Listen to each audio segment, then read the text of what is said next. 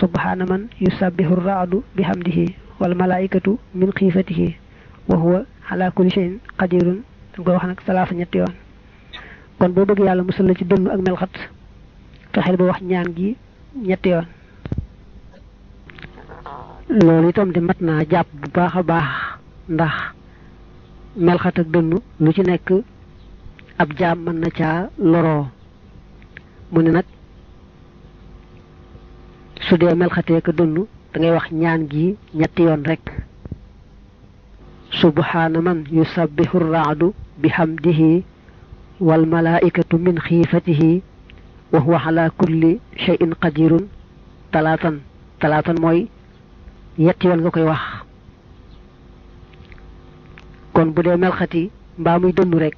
waxal ñaan gi yetti yoon yàlla mën na la caa musal ba tey sax addis ba nee na bu ngeen déggee dënnu tudd leen yàlla kon soo déggee muy melxatee ko dënnu rek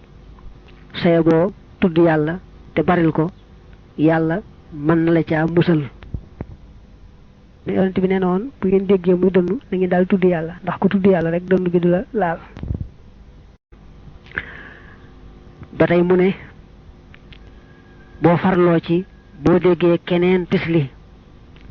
nga gaaw wax alhamdulillahi rabbil alamin ala kulli xaal yàlla day mooy cant ci tolluwaay bu ne ak mbir mu ne boo farloo ci boo déggee keneen tisli yow nga gaaw wax ko yàlla musal la ci mettitu bëñ ak mettitu nopp yow ci sa bopp moom boo tislee dañ laa sant nga wax alhamdulillahi rabbil alamin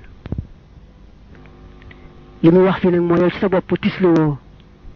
dangaa dégg keneen tisli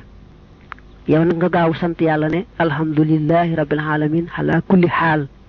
loolu boo ko defee yàlla musal la ci mettitu bëñ ak mettitu nopp mu ne itam bu ak lakk amee